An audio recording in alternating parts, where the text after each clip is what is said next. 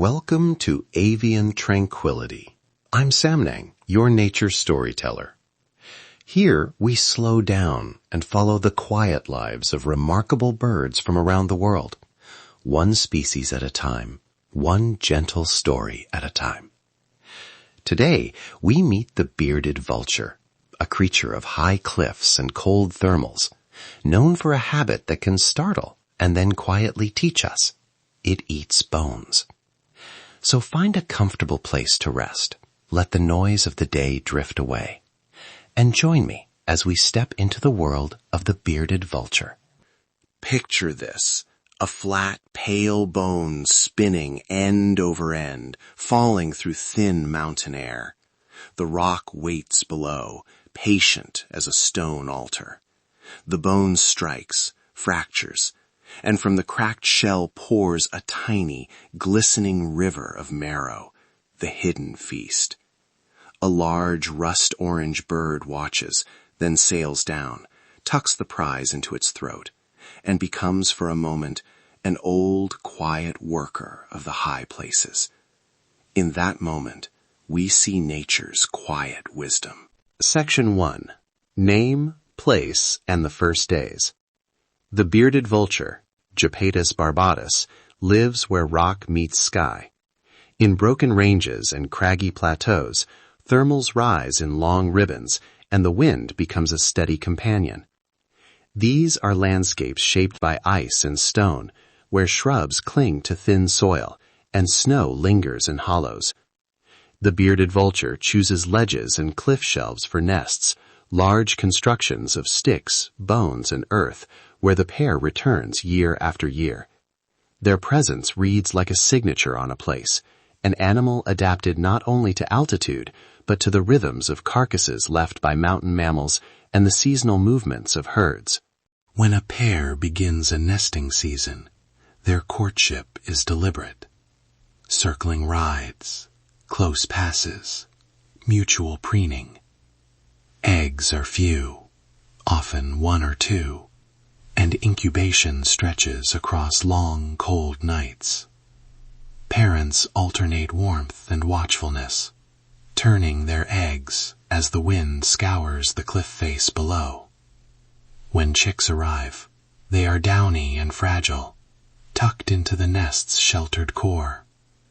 Their first days are slow, measured by feedings of soft flesh, and later, small pieces of bone, softened by stomach enzymes and careful preparation. Growing up here is a quiet struggle. Juveniles learn to trust the air and the ledge, to step and launch, where a misstep could mean a long fall. Predators are fewer at such heights, but storms and avalanches can take a sudden toll. Food can be scarce. Carcasses appear and disappear with the seasons.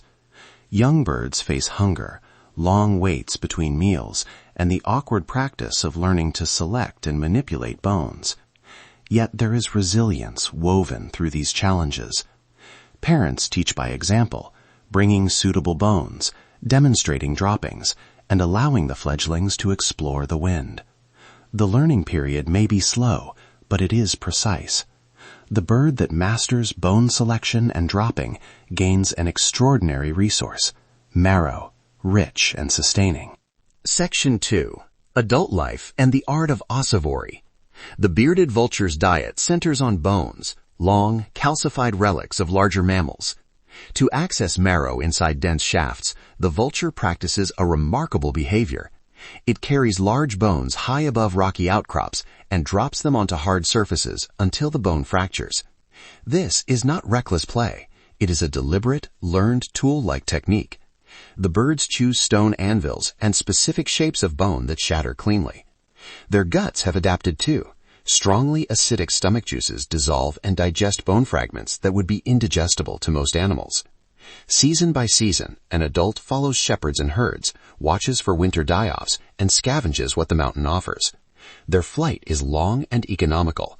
Broad wings ride thermals, and the bird can circle for hours, tracking scent and sight across a frayed landscape. There are small, practical details that reveal their intelligence. A vulture will carry bones that are just the right size, Too small, and there's little marrow.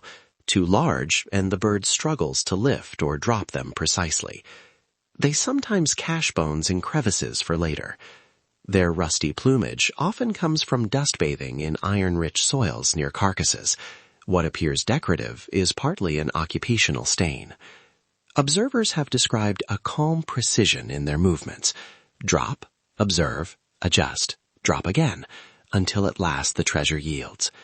It's a slow, almost meditative rhythm of life. Section 3. Bonds, Culture, and Conservation. Bearded vultures are often long-lived and form enduring pair bonds. Nest maintenance can be a shared ritual, a quiet labor of arranging bones and lining the nest cup. Across mountain cultures, these birds carry echoes in stories and practices, sometimes honored as cleaners of the land, other times mistaken as omens. In many places, people who share the high country still watch these birds with a mix of respect and pragmatic care. Conservation today is a quiet partnership, protecting nesting cliffs, reducing poisoning risks, and restoring safe carcass availability through managed grazing and community stewardship. These are practical actions that have seen local successes. Where people and wildlife collaborate thoughtfully, populations stabilize or even grow. Threats remain: lead and poison in carcasses, collisions with power lines, and habitat changes that alter prey availability. But the path forward is tangible.